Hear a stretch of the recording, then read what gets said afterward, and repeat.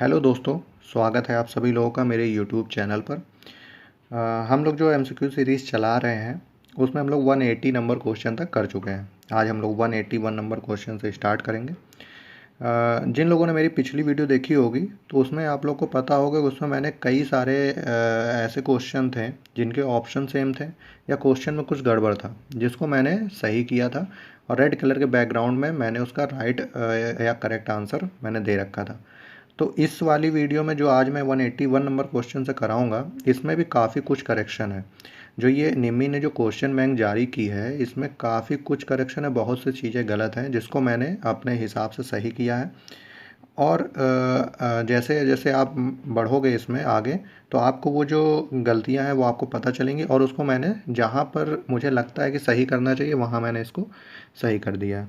तो चलिए चलते हैं 181 नंबर क्वेश्चन से। इसमें बोला गया है कि स्क्रू जैक में किस प्रकार के थ्रेड का उपयोग किया जाता है। ऑप्शन की अगर हम बात करेंगे, option number A V thread, option number B Acme thread, option number C knuckle thread और ऑप्शन नंबर डी भी क्या बोला गया है, नकल थ्रेड। मतलब कि इसमें ऑप्शन सी और डी सेम है, लेकिन ऐसा होना नहीं चाहिए। ये निम्मी की गलतियां हैं, ये जो निम्मी क्वेश्चन बैंक है इसकी गलतियां हैं। अब हम यहाँ पे मैंने देखिए आपको दिख रहा होगा अब ये करेक्शन किया है। इसमें मैंने लिखा है स्क्वायर थ्रेड और आपका ये जो स्क्वायर थ्रेड है यही आपका क्या है, यही आपका राइट आंसर है। इस वजह से ऑप्शन नंबर डी आपका सही है, स्क्वायर थ्रेड। आगे चलते हैं 182 नंबर क्वेश्चन में। 182 नंबर क्वेश्चन में बोला गया है कि एक्स के रूप में चिन्हित भाग का नाम क्या है। अब ये आप डायग्राम देख सकते हो, यहाँ पे x की वैल्यू पूछा और ये जो रॉड आपको दिख रही गोल सी इसका मान पूछा है कि ये क्या चीज़ है। चलिए ऑप्शन देखते हैं हम लोग। ऑप्शन नंबर ए आपका है bed, option number B tailstock, option number C feed shaft और ऑप्शन नंबर डी भी सेम है, फीड सॉफ्ट। तो यहाँ पे जो राइट आंसर है इसका, जो x की वैल्यू यहाँ पूछा गया है वो क्या होती है हमारी, वो फीड सॉफ्ट होती है, फीड रॉड भी उसको बोलते हैं कभी कभी। तो ऑप्शन नंबर सी आपका सही है। आगे चलते हैं 183 नंबर क्वेश्चन में। 183 नंबर क्वेश्चन में बोला गया है कि खराद खराद मशीन में कंपाउंड रेस्ट का अधिकतम घुमाव कोण क्या होता है। ऑप्शन की अगर हम बात करेंगे, option number A 90 degree, option number B 180 degree, option number C 220 degree और ऑप्शन नंबर डी 220 डिग्री। इसमें भी देखिए सी और डी ऑप्शन आपका सही है। अब यहाँ पे देखिए हमसे क्या पूछा गया है, खराद मशीन मतलब हमारी क्या है, लेथ मशीन है कि कंपाउंड रेस्ट जो होता है उसका अधिकतम घुमाव कोण कितना होता है। घुमाव कोण पूछा गया है आपका। तो स्वेवलिंग एंगल जिसे हम बोलते हैं तो वो कितना होता है, मैंने आपको इससे पिछली वीडियो में बताया था कि वो 360 कहीं भी घूम सकता है। तो आपको अब ऑप्शन नंबर डी आपको दिख रहा होगा 360 डिग्री और ऑप्शन नंबर डी ही आपका करेक्ट आंसर है। कितना है आपका, 360 डिग्री आपका राइट आंसर है। आगे चलते हैं 184 नंबर क्वेश्चन में।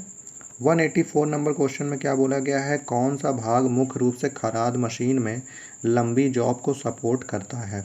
Option number A face plate, option number B study rest और option number C dog carrier और ऑप्शन नंबर डी भी सेम है, डॉग कैरियर।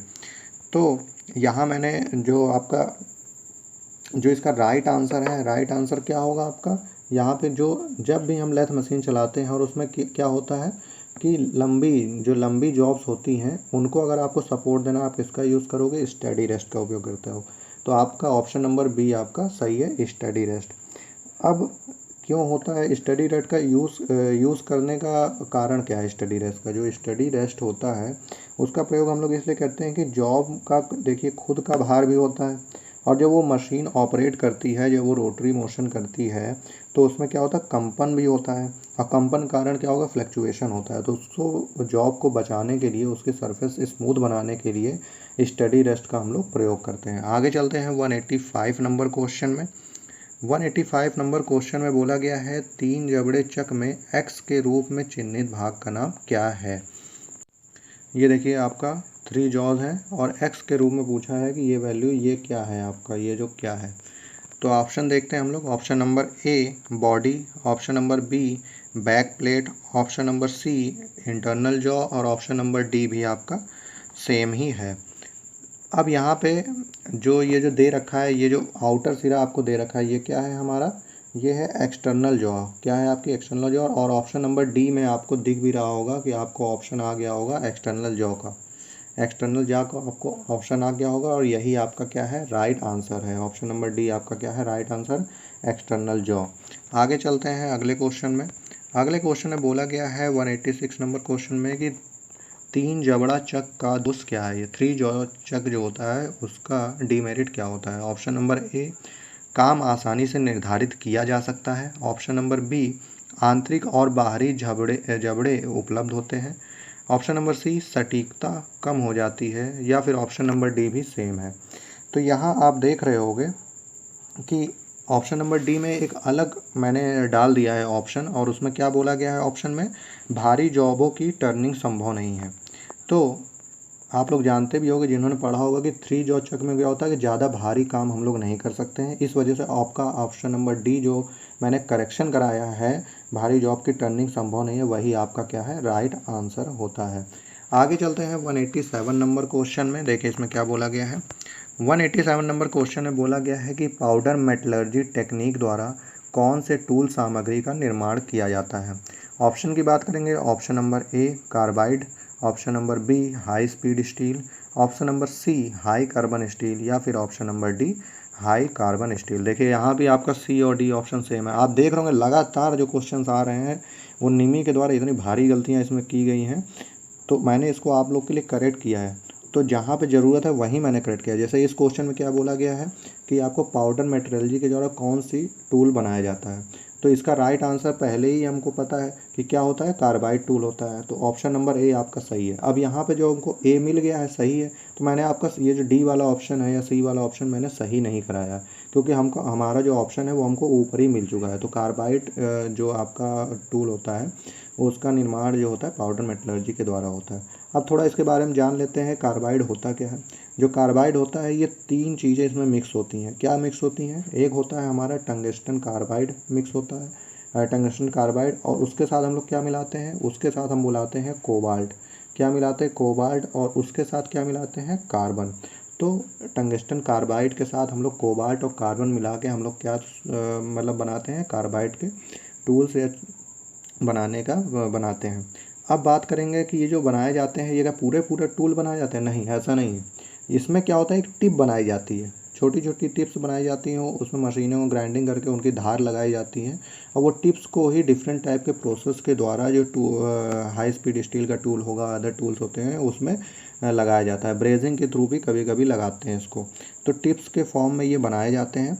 क्या बनाए जाते हैं टिप्स के फॉर्म में बनाए जाते हैं। और अगर बात करते हैं कि इसको बनाने का कारण क्या है, ऐसा क्या कारण है कि जो कार्बाइड के टूल है ये प्रयोग किया जाता था। इसका प्रयोग करने का कारण क्या है कि इसकी जो कटिंग स्पीड होती है, क्या होती है हमारी जो कटिंग स्पीड होती है वो जो हाई स्पीड स्टील का टूल होता है, हाई स्पीड स्टील के टूल से कितनी होती है 4 से 6 गुना, 4 to 6 टाइम्स जो हमारी होती है ज़्यादा होती है। कटिंग स्पीड जो होती है हाई स्पीड स्टील की तुलना में 4 से 6 गुनी ज़्यादा होती है। और अगर हम इसके बात करेंगे ये कितने टेम्परेचर तक मतलब काम कर सकता है, क्योंकि हर देखिए मेटल है, मेटल का कुछ टेम्परेचर होता है, उस टेम्परेचर तक ही वो आदर्श रूप में कार्य करता है। उसके बाद क्या होता है उसका जो पॉइंट होता है कटिंग पॉइंट घिस जाता है। तो इसमें क्या होता है इसका जो आदर्श टेम्परेचर होता है वो 900 डिग्री सेंटीग्रेड से लेके कहाँ तक 1000 डिग्री सेंटीग्रेड तक के तापमान में अपनी कठोरता को बनाए रखता है। तो आशा करता हूँ आपको इतना समझ में आया होगा। और ऑप्शन आपका क्या था पाउडर मेटलर्जी से बने टूल सामग्री का नाम क्या है कार्बाइड। ऑप्शन नंबर ए आपका सही है। आगे चलते हैं 188 नंबर क्वेश्चन में।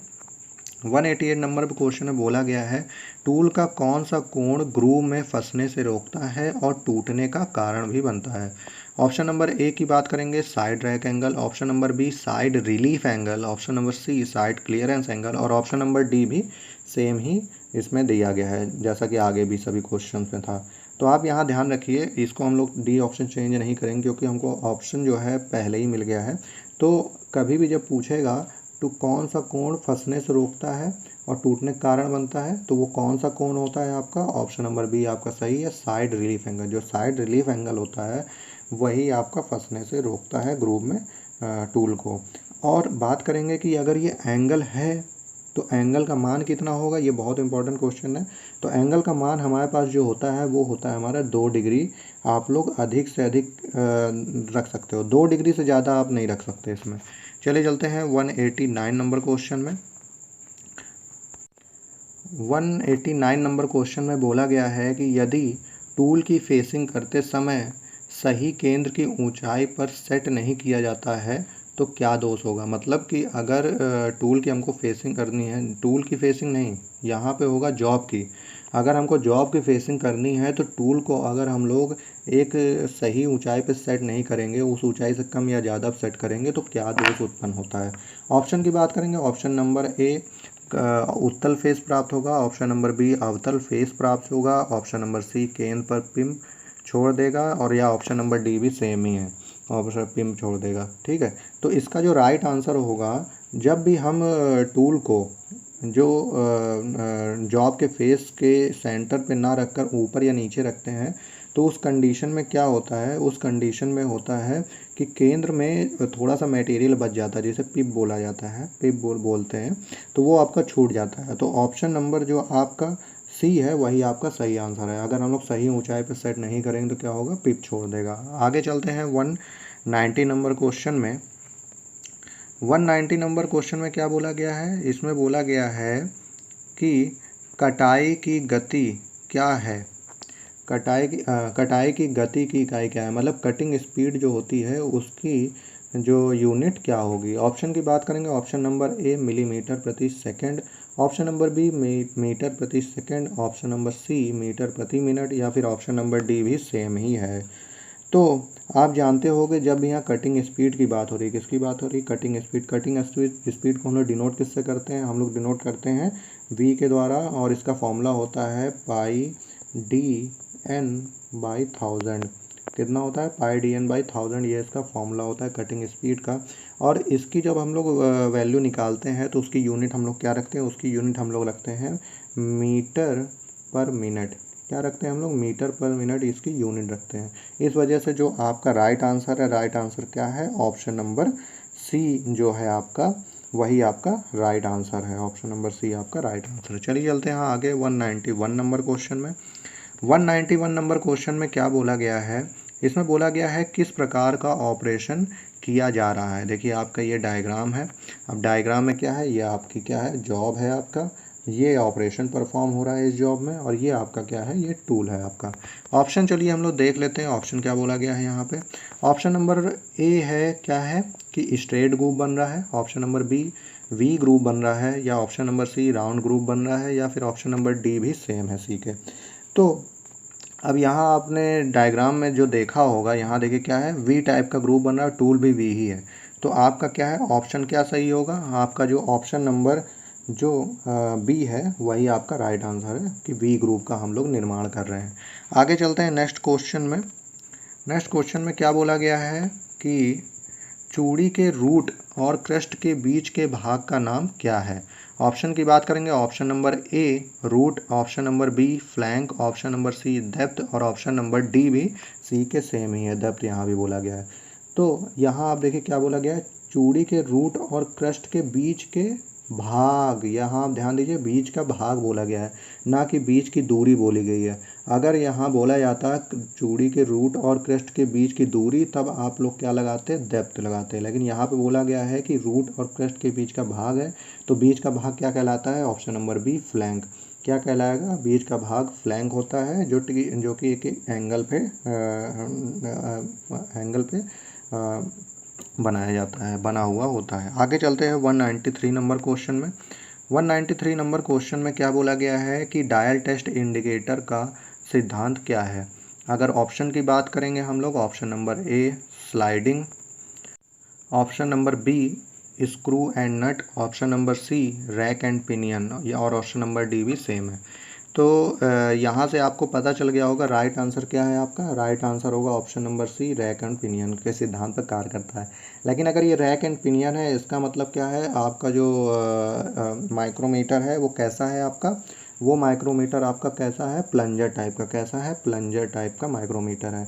अगर माइक्रोमीटर होता हमारा लीवर टाइप का, अगर लीवर टाइप का माइक्रोमीटर होता तो उस समय कौन सी मैकेनिज्म काम करती, उस समय जो मैकेनिज्म आपके काम करती वो काम करती लीवर एंड स्क्रॉल मैकेनिज्म। कैसी mechanism, lever and scroll mechanism आपकी काम करती उस समय। चलिए चलते हैं आगे 194 नंबर क्वेश्चन में। 194 नंबर क्वेश्चन में क्या बोला गया है आपको, इसमें बोला गया है कि स्क्रू थ्रेड माइक्रोमीटर का उपयोग करके किस डायमेंशन को मापा जाता है। ऑप्शन की बात करेंगे, option number A screw thread की pitch, option number B screw thread का माइनर व्यास, option number C screw thread का मेजर व्यास, या फिर option number D screw thread का मेजर व्यास। यहाँ देखिए सी और डी ऑप्शन आपका सही है। तो कुछ लोगों को लग रहा होगा कि यहाँ ऑप्शन नंबर ए आपका सही है, स्क्रू थ्रेड जो होता है उसकी पिच मापने के लिए प्रयोग किया जाता है। तो लगभग लगभग सही कह सकते हो, लेकिन यहाँ पे आपका जो ऑप्शन नंबर डी आपको जो अब दिख रहा होगा उसमें बोला गया क्या, इफेक्टिव डायमीटर। अगर यही आपका एकदम एक्यूरेट आंसर है, एक्यूरेट आंसर की अगर आप बात करोगे कि स्क्रू थ्रेड जो माइक्रोमीटर है उसका मतलब किस डायमेंशन चेक करने का प्रयोग किया जाता है, तो जो इफेक्टिव डायमीटर होता है, क्या होता है हमारा इफेक्टिव डायमीटर होता है, वही आपका एकदम एक्यूरेट आंसर है जो आपको ऑप्शन नंबर डी में दिख रहा होगा। अब कुछ बुकों में दिया गया है इसको कि आउटसाइड डाया माप सकते हो, सही भी है। इसके द्वारा आप लोग अगर इफेक्टिव डायमीटर को अगर मैं छोड़ दे तो और क्या आप माप सकते हो, आप माप सकते हो आउटसाइड डाया माप लो, आउटसाइड डायमीटर माप सकते हो, या फिर कोर डायमीटर माप सकते हो। क्या, कोर डायमीटर आप लोग माप सकते हो। तो आप ध्यान रखिए, मैंने 2-3 बुकें पढ़ी हैं जिसमें मुझे पता है कि इफेक्टिव डायमीटर ही आपका एकदम करेक्ट आंसर है 100%। उसके बाद जो आउटसाइड डायमीटर है, कोर डायमीटर है, ये इसके बाद आएंगे। अगर आपको ऑप्शन में ये मिल जाते तो यही आपके राइट आंसर है। ठीक है, आगे चलते हैं 195 नंबर क्वेश्चन में। 195 नंबर क्वेश्चन में क्या बोला गया है, इसमें बोला गया है किस प्रकार का पावर ट्रांसमिशन इस पर गियर द्वारा संचारित किया जाता है। ऑप्शन की बात करेंगे, ऑप्शन नंबर ए समांतर संचरण, ऑप्शन नंबर बी कोणीय संचरण, ऑप्शन नंबर सी प्रतिच्छेद संचरण, और ऑप्शन नंबर डी भी आपका सेम है। तो आप ध्यान रखिए कि यहाँ क्या बोला है कि इस पर गियर की बात की, इस पर गियर के दांते क्या कैसे होते हैं, एक दूसरे के समांतर होते हैं, और उसके बीच में एक होल होता है जिसमें हम लोग क्या लगाते हैं, स्पिंडल लगाया जाता है। क्या लगाया जाता है, स्पिंडल लगाया जाता है, ये सॉफ्ट लगाया जाता है उसमें।